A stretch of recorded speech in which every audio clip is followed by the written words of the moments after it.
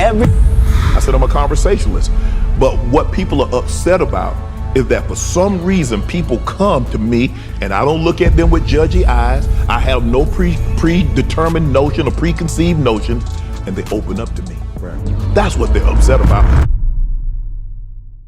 Facts. Once he met Cat Williams, Cat turned into a hood slinger, pulling everyone's secrets out like they owe him money. Props to Club Shay Shay for having such a powerful platform. But as always, the puppet masters are canceling him, and Jaguar Wright is taking a whole stand with him. I mean, she even said that before. Anyone who speaks or helps the truth to come out must be canceled. I don't want to hate people, so I take breaks. I change my environment. I spend the time that I need. I hang in environments or in, societies or cities that feed my culture. Like, my dream life would have been skipped all this fucking exposure shit, finish launching my own independent company out of France, having my jazz club up and running and booking all of my neo-soul friends who are scrounging for work in America while they get to make a foreign dollar that's worth more than what they're scrounging for in America. That would have been my dream. Going to Saint-Tropez on the weekends, hanging out with Natalie, me and Sarah going down to Montpellier. I would have much preferred all of that shit. I would have much preferred, yacht trips and the shit that I did until I decided I can't fuck with it no more. And then the more I realized, the more I separated myself from that world, I realized that, I tried every option, every angle, and all roads led back to, you still gotta do money with them, make money with them. And if you gotta do money with them and make money with them, then they still get a say. And if they still get a say, whoever got the most money get the biggest say.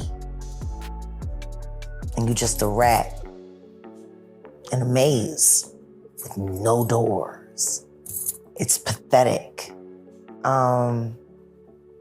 It's a system that's designed to trap you into believing you can't be anything without it.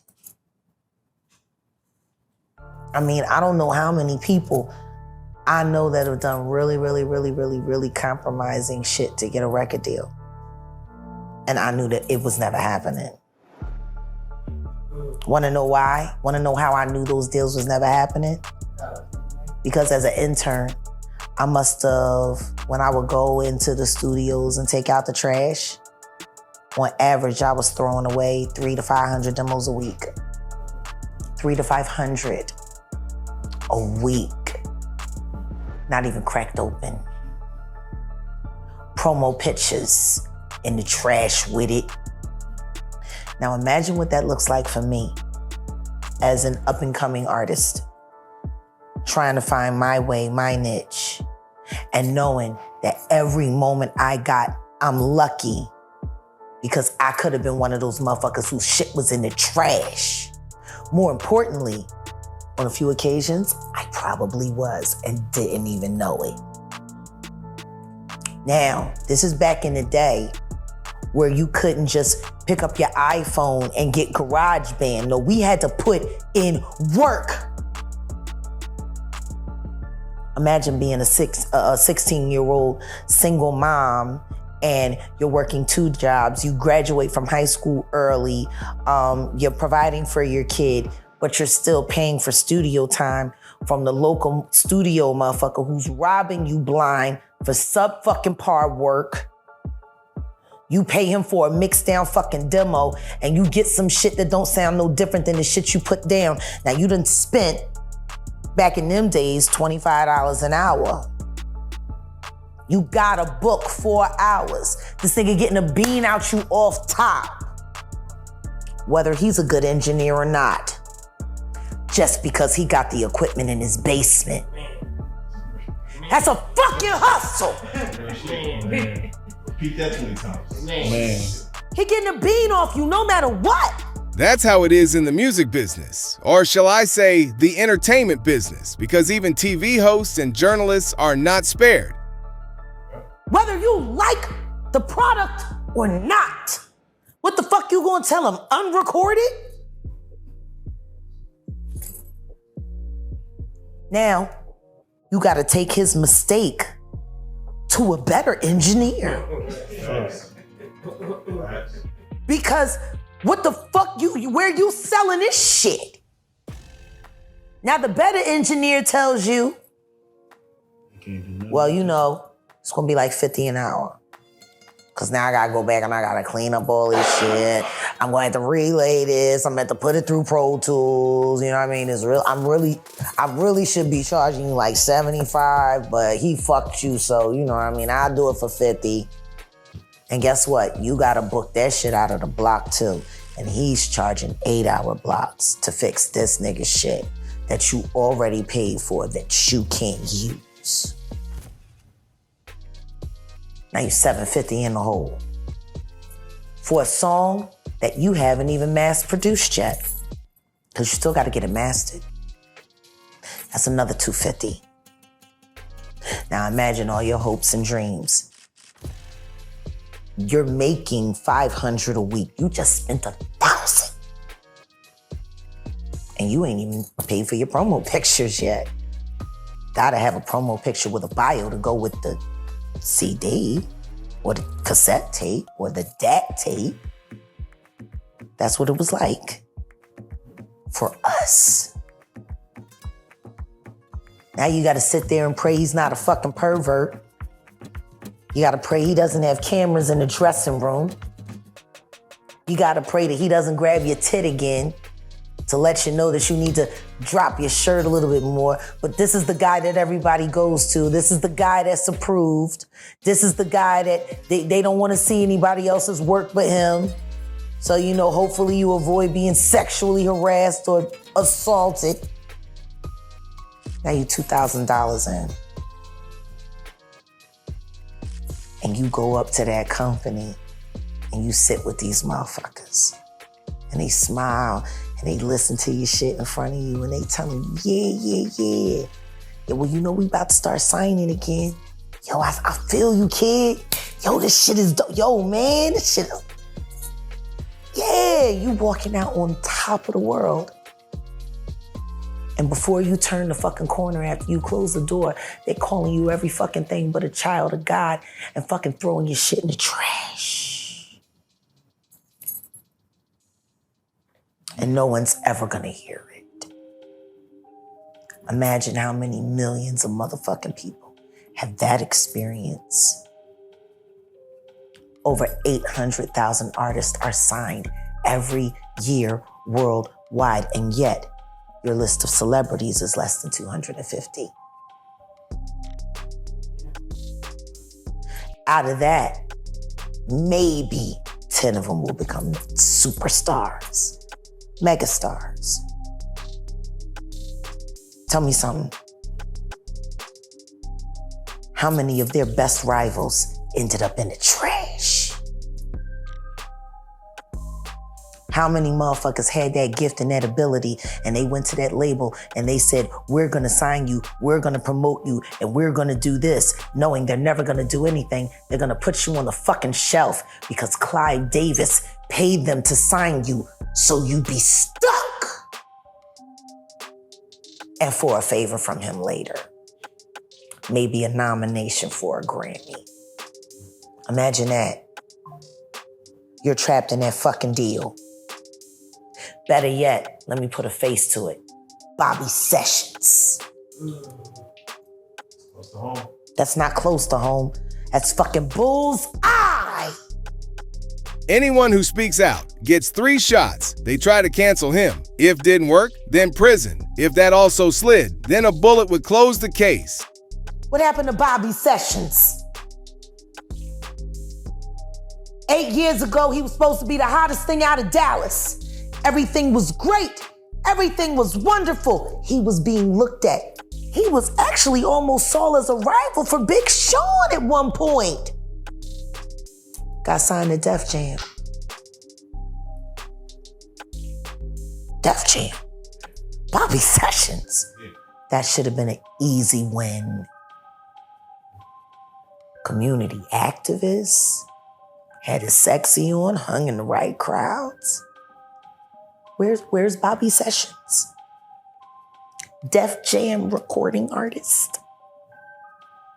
Wonder who paid to get him out the way.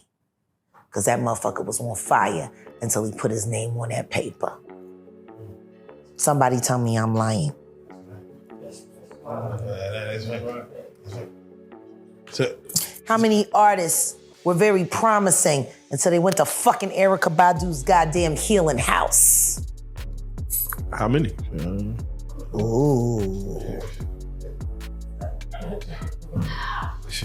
How many people got auditioned by Coco before they got a meeting with the Badoozle? How many young Dallas rappers right now can tell you the smell of Coco pussy just to get a feature? Have to pay and the bitch still don't show up. God damn it, I done lost my head.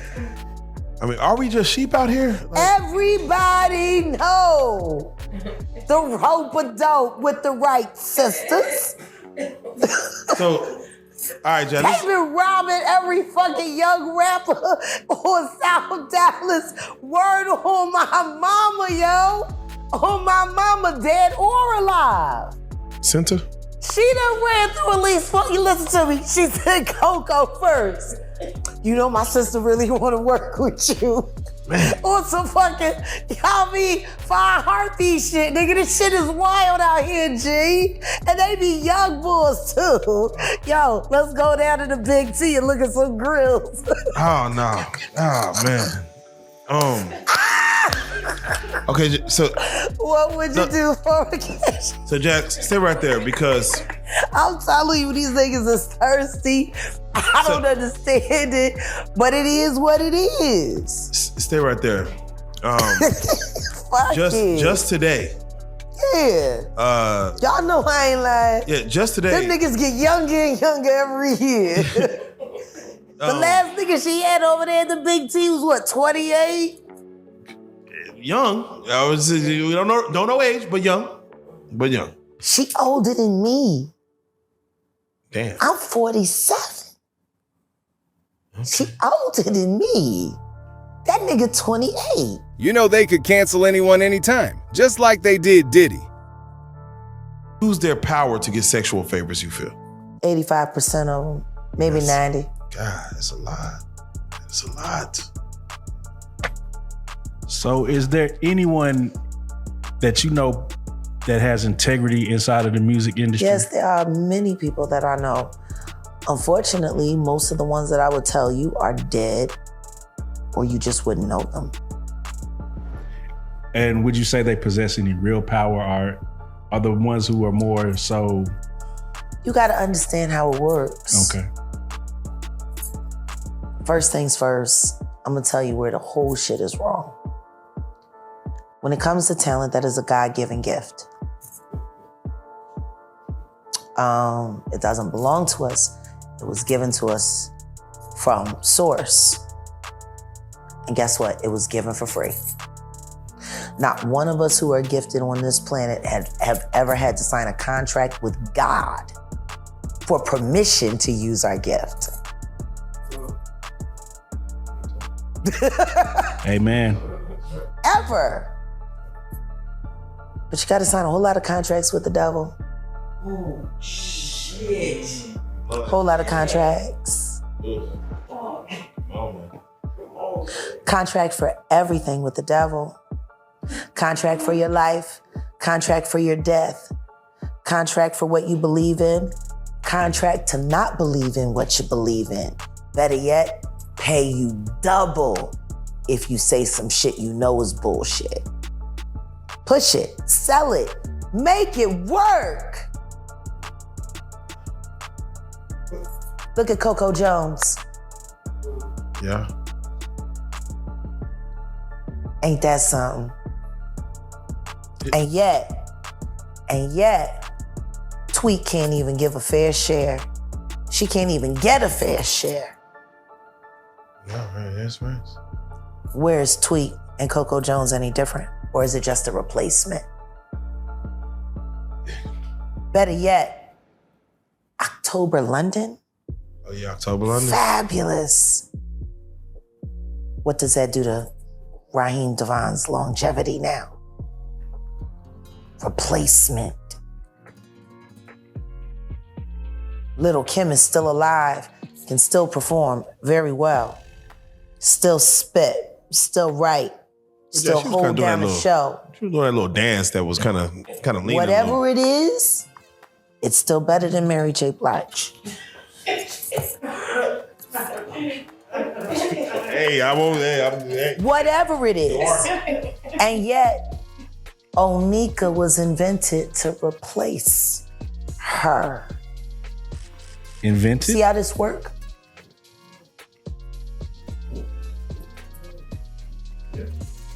Little Kim was invented to guarantee record sales for female artists because even though some of them had gold records, even made it to platinum records, they tailed off or they got swallowed up by predominantly male lineups. It wasn't until sex was introduced that female MCs were considered marketable. Look at Rod Digger's first album, look at her second. Drastically different with styling. B-Girl was what you did if you wanted to be broke and known as a dope-ass lyricist. Female rapper is what you do if you want to get paid. Rhapsody, Sexy Red. Can we talk about it? This bitch getting kicked out of speaking at schools for smelling like weed when she's peddling fucking lip gloss named after goddamn venereal diseases. When's the last time you heard about Rhapsody doing TED Talks or clinics? She should be.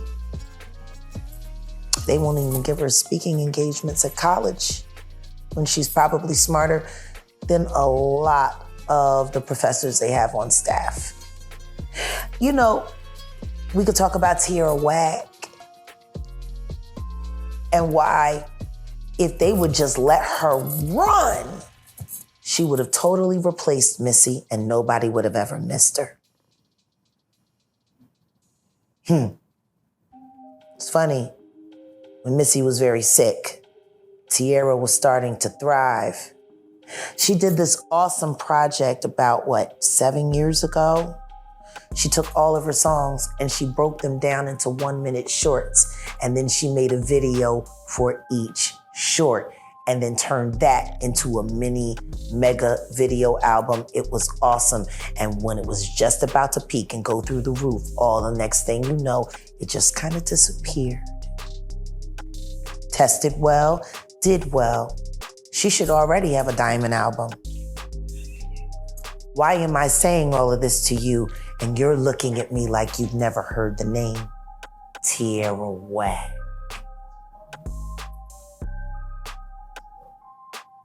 Oh, and she's from Philly. Wonder why the Roots never featured her at their fucking picnic. They had Jill there.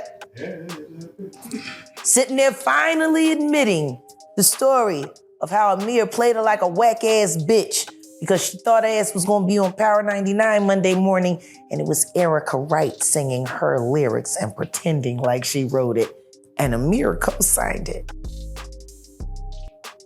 It's like Juneteenth for dumb bitches. I don't know. So, there was a lot. Ooh, you admitted that they robbed you and you're still working with them? Guess you like getting robbed. I don't. But I'm supposed to be stupid. Motherfuckers, Jaguar Wright gets dissed by Jill Scott. me address that. Yeah, please. Now I want to ask you a question, all of you, because you kind of getting to know me a little bit.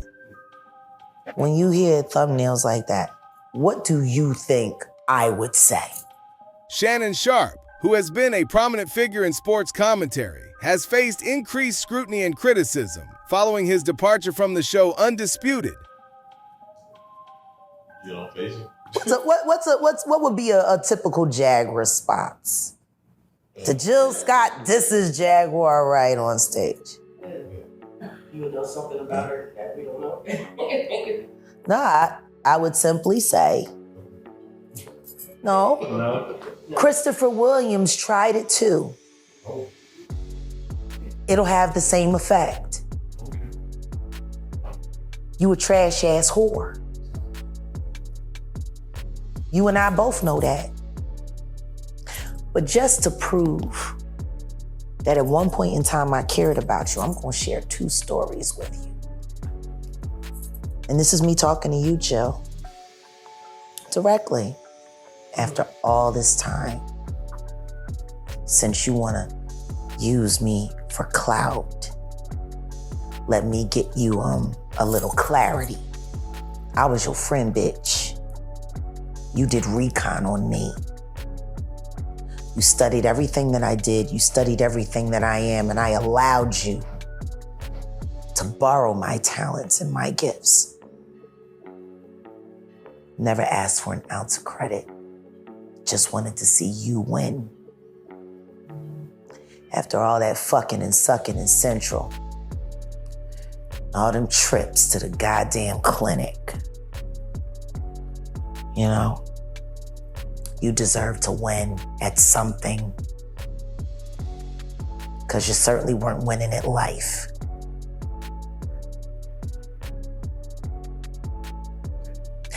I'll never forget the day you called me after you came home from your in vitro. I was in Voorhees, you were in Marlton. We were married, you to Lizelle, me to Sam. We were both unhappy. We talked about how much we hated our marriages all the time. I just didn't write a song using that nigga's name and pretending like I ever gave a shit. You were better at acting than I was. Still are, I guess. You think people fuck with you. They don't. Not really. You cried to me and said, Jag, all I want is to be a mom. And I fucked up.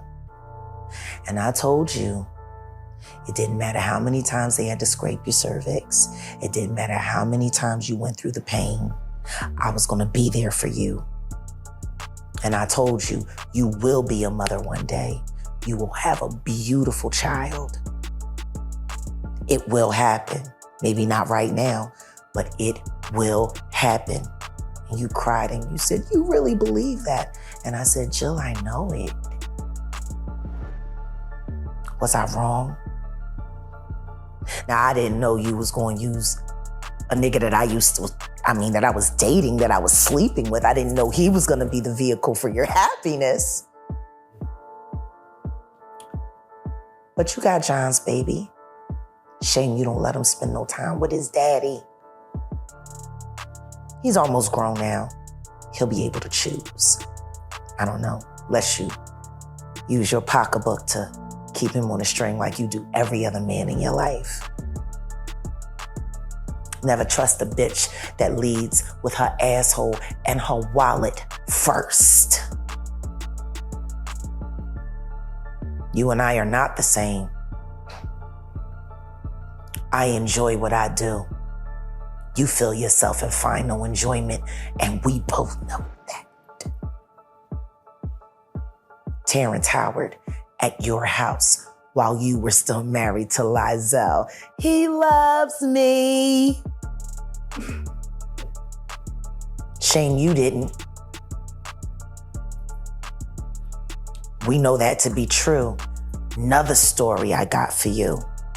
The day we had to go fix the drywall, and you were asking me which Home Depot could we go to where no one would see us get the patchwork for when Lizelle put you through the fucking wall, bitch. You kept forcing the issue of a baby, and he told you, your first husband said, I've seen the way you treat your pets. I'd never trust you with my child. That's what your first husband said about you, bitch. He loves me, maybe not.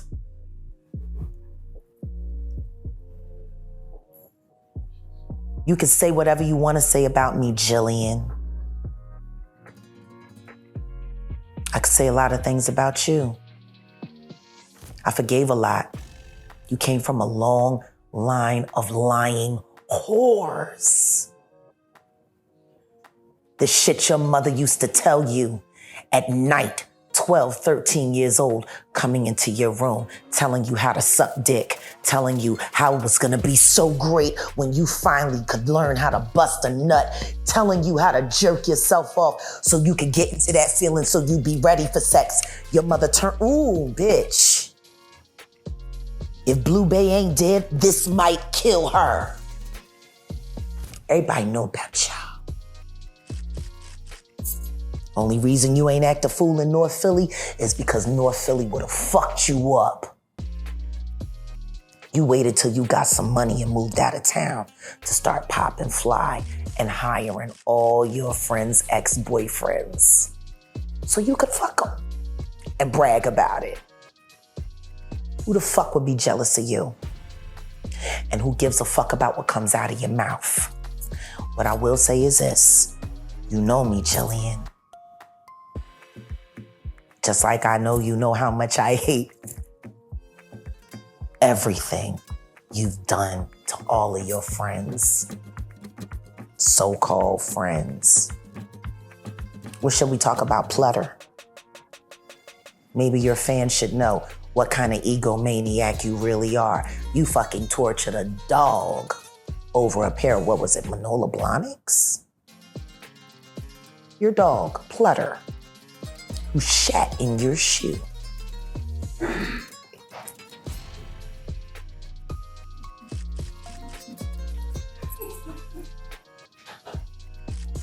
He missed you. You were gone all the time. You left him in a cage. You let him out. The nigga got wild. He shat in your shoe. Now a normal person with a real heart would have cleaned the shoe, taken it to the shoe cleaner, found some way to discipline the dog. But see, you knew that dog was afraid of children. He was a rescue. What did you do, Jillian? You gave Plutter to a family with 6 small kids.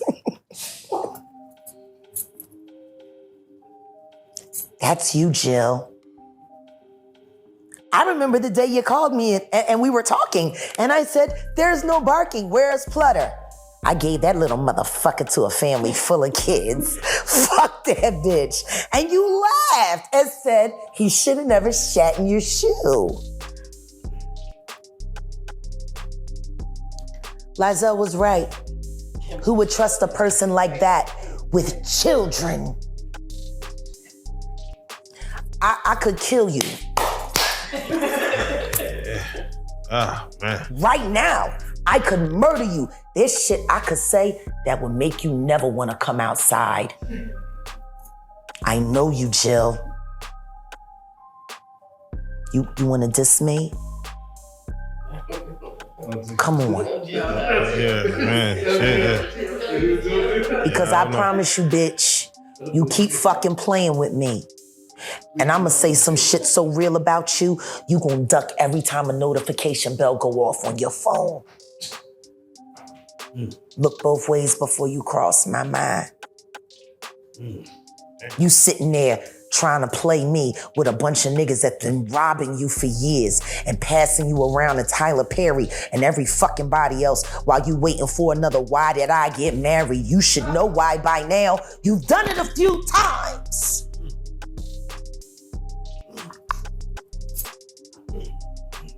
Fuck you and that picnic. pick me. Damn. Anyway. Ah, shit, Jay. Wait, hold on, wait. Would you say... What did that Kendra said? Don't tell lies about me, and I won't tell truth about you. Yeah. Learn from Aubrey. Stand down. All y'all motherfuckers. Or does everyone want to move to the embassy? Because I can think of some things you do in your DMs, Jill. With people under 18. Oh, okay. I don't want to know. Damn. Okay.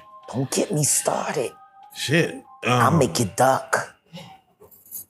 Damn. His critics cite various reasons, including his past comments and behavior that some found questionable or offensive. This has led to a wave of negative reactions and speculation about his future in the media. You know, Like to see it when a big bitch ducks fast. Gravity. Inertia. Okay. Jack, what do you say to those? What do you say to those that be like, it be your own people? It's like you're going after your own, Jack. These ain't my people. Okay, all right, shit, goddamn. Who the fuck people is these? Yeah, all right, just making sure. Who Diddy people? You're right. Just making sure. See, that's the thing. The simple fact that we put, but that's your people on it. And that excuses the fact that they're monsters. Hey. You know what that sounds a lot like to me? But your uncle molested me. But hey, you know what I mean? He did it to me too. It's cool, just... Nah, for real. Family always gonna cover that shit up. They will say, hey, not our own. And that's what the music industry is. It's a sick little nasty family, a foster family at that. Yeah. It sells dreams, it sells hopes. It sells a lot of shit. But you know what it never sells? Reality. I'm gonna say two names. Usher, Chris Brown. Who's the best male artist in the world? Between the two of them. Chris Brown? Usher? Chris Brown. I don't know. Neither. Shit. It's a trick question? I don't know. No, I'm serious. Who do you think? Chris Brown is the better prodigy. What does everybody else think? I said Usher. Okay, so the majority is Chris. But I said, I want to know why you say Usher. why do I say Usher? Because I guess they put him in the spotlight more. I just kind of grew up to him, maybe. Yeah. Longevity, like, you know. Right. And yet, you put the two of them on the stage, and Usher will disappear the second that Chris Brown that's fact. starts working his gambit. Yes, it's true. I've watched Chris Brown disappear an artist in real life. No, I'm serious. If you go through my Instagram feed on my big page, Jaguar Wright, you go back to 2015, you'll see footage of me at a Chris Brown Trey Songz concert in San Jose. The reason why it sticks out for me was because it was the first night I turned down a backstage pass because I wanted to be in the audience when Chris hit stage. The reason why it was so special to me because I was there with my ex-boyfriend, who's a professional dancer, who was a part of a dance crew, legendary dance crew on the West Coast called the Housing Authority, from Richmond, Oakland, Bay Area. One of the members, the lead member, Richmond, who they call him Richmond after his town, is Chris Brown's choreographer. Richmond invited me and Jammer to the show that night. I wasn't invited by Chris. I was invited with the man that invents his dance steps. Much different. So I could have went backstage. I didn't want to miss it because I knew they was turning up. Trey Songz went on first. Chris Brown went on second. Then they came back out on stage for that tour and closed the show out together. Trey Songz was cool. Everyone had a decent time. And he did his set and there were applause and it was cool. We got there for the last 2 songs. So at that point in time, when we got to the stadium, it should have been at a high, you know? That should have been the height of his show. They were responsive, but they wasn't over the top. From the second Chris came out, he walks out, the lights go on, boom, boom. This nigga comes in with a high karate, Bruce Lee, some tight kick shit, flip, turn, dip, stop. And it said, everybody lost it. He did 2 half of moves and a piece of moonwalk. And these motherfuckers is going crazy. Much different crowd, same audience. Chris Brown show was a Chris Brown show. This was the Pepsi Challenge though, when it came time for the both of them to perform together. They was supposed to be singing duets and Trey's on the stage and he's doing his thing.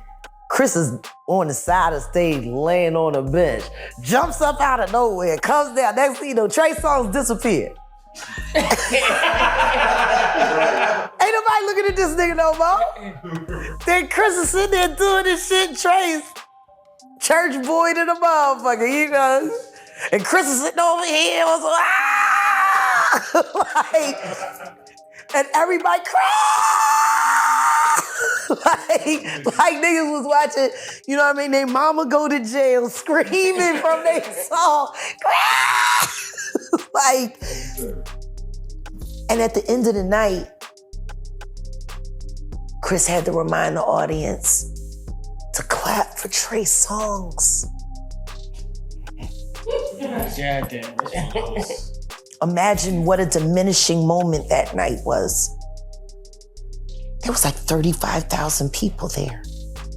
And they had to be reminded to clap for a motherfucker that had been on stage for at least 90 minutes. Y'all don't forget to clap for Trey. Come on, give it up for Trey. Come on, man, this is my little cousin, y'all, man. Show him some love.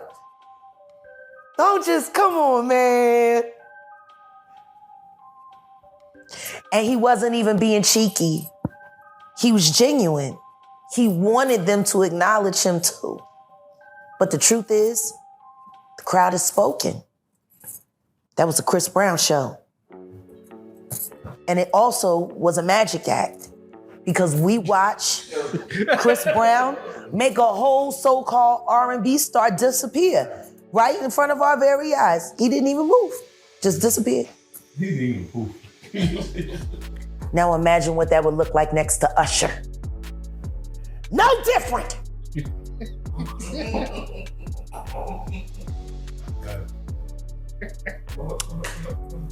Ask me what Usher and Trey Songz have in common. What do Usher and Trey Songz have? They've been at a flavor camp with the Diddler. Trey Songz definitely been to the flavor camp. Yeah. Trey Songz definitely has With the Diddler. Yeah. Hold on. The Diddy Do-Wop Bop. Yeah. Trey. Now stand this way. Stand this way. Now stand this way. Yeah. Trey Songz he has his own allegations and, he has his own situation. He should. Yeah. He should have everything. Literally. Way I seen him spread around. Yeah. Yeah. The reaction from the public has been mixed, with some defending Sharpe and others echoing Wright's sentiments. Corey Holcomb, another notable figure, also weighed in on the situation, adding to the ongoing conversation and highlighting the polarized opinions surrounding Sharpe. Neighbors know my name. He was real turned out on my young boy. He was turned out on my young boy. Whoa, wait, whoa, hold on. You can't just say some shit like that. What? You can't just say that. And What do you mean? What you mean? What you mean, nigga? I mean, he was turned out on my young boy. Okay, I'll leave it there. We'll leave it there. No, we ain't gotta leave it there. Ah, shit. Okay, all right. Wait. I'm gonna tell you something right now. God damn. His days might have started on Star Island, but that Maserati or that Lamborghini would leave and be parked right there on Biscayne Bay. Faithfully. Ah, man. Trey Drive, Diddy car right over there, Biscayne Bay. Eating cheddar biscuits and shit. Ask Trey Songs if he like Red Lobster and them cheddar biscuits. He liked them cheddar biscuits. I know he ate some of mine. I cook for all my babies. I go over my baby's house and we'll hang and talk and drink and have fun, have a fag, you know, a cigarette. And I'll cook, you know, and I know they're partying and working and stuff like that all the time. A lot of them are in the life, so I always make sure they have a home cooked meal. You know what I mean? And Trey likes my cooking from what I was told. He like it a lot. Speaking of the diddler, right? Yeah. There's things that come out in the news that he had underground tunnels. Yeah. Did you know anything about that before? Oh. What y'all think El Chapo the only one know how to dig a hole? That's so racist. Only the Mexican digs holes. Yeah, nah. You know what I mean? Like, Yeah. I'm just saying. Is it for entering or exiting? Shit. Maybe it's for neither. Maybe it's just to move without detection. The funny thing is we keep getting all this redacted shit. Yeah. Like the Epstein Island flight logs. What the fuck was the point in showing them? 10,000 words written on paper. Yeah. And only 500 of them you're able to read. What's the point? 10,000 words, all we get is fun. Hold on, wait a minute, let's guess. Wait a minute, hold on, let's put this between. This person was seat blank with this blank and blank, blank, blank, blank. Wait, some things just may not be ready for our ears. Say blank. I mean, say the blank, to go to documents. We ain't see shit. We don't know shit. Black Ops. Gotta blank it up. I mean, some things we're not ready for, Jack. Yo, man, if the government was a rap song. Yo, we see shit. We don't know shit. For real. Yo, if the government was a rap song right now, what would it be? We ain't seen shit. We don't know No. All I want to say is that they don't really care about us. shit. Come on now. Facts. All I want to say, who gonna drop 16 on that shit? Oh shit, that might be the end of me. You know, he started singing that shit. You saw what happened. That's why I ain't doing no pain medication. Fuck that. Give me some yoga. You know what I'm saying? Give me some herbs, some turpentine, you know. Give me that old shit. I ain't fucking with these niggas. Hell no, what? Michael Jackson's children have been locked out of his estate because they're saying Which children? Blanket and Paris and the other one. Which other one? Mickey Howard's son? Yes. That looked just like his father. Just like his daddy. Just like the Love Dingy, he looked just like LL Cool J. The only way that boy ain't his son is if he's a clone. I'm telling you, only way. I don't know, was they taking him out for a test run? I don't know. That's the only way. That's not his kid. He spit him out. I'm hilarious. You done seen the love? Yeah.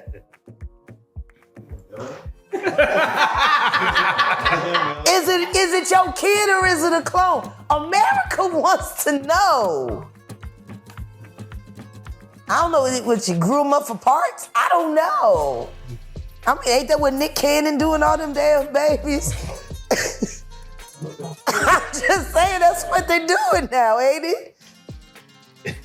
You get an incurable disease, you have 25 kids, you got your own blood bank, stem cells, you know, a kidney, a lung, a liver. Why won't you give it to your daddy? You know what I'm saying? That's kind of smart though. I ain't gonna lie. When you say it like that, Listen to me. Look, I ain't mad. Just tell the kids what they're there for, so they don't feel bad when you don't love them. You know what I'm saying? Like, don't have them thinking that there was a real emotional attachment. You know what I'm saying? Like, that's what I hate about these Hollywood celebrity relationships that produce children. Oh yeah. Look at Willow and Jaden. Look at them. It's still their resilience. For me, it's remarkable. Their resilience. I remember when I met Willow at Sandaga. Oh. And me and Gerald were married, actually. It was right after we got married. So this was early 2019. She was here for about 2 months. Very dope. Staying at goddamn healing house. That fucking witch over there on White Rock. Oh wow, okay. I didn't understand why Jada sent her to Erica. It didn't make any sense. Why did Erica need to mentor your daughter? Why? And then I saw, you know, because Willow, that was around the time that Willow got the cover of Dallas magazine when she was modeling here. Remember that? I don't know if anybody remembers. Google it. Willow had a little modeling stint here in Dallas for a while before she started going to New York for Fashion Week. And I was curious to see where that was gonna go. And she had stopped the music. She's hella talented. But after that whip your hair shit, she shaved her head and all of that, I wasn't sure. I was hoping she would go back to music. Glad when she did. And shout out to Willow Smith, like the new music. I love Wait a Minute. There you go. I love Wait a Minute. Yeah. Listen to it all the time. And I hear her. She's looking for her joy. We'd love to hear what y'all think about this. Don't forget to like and subscribe.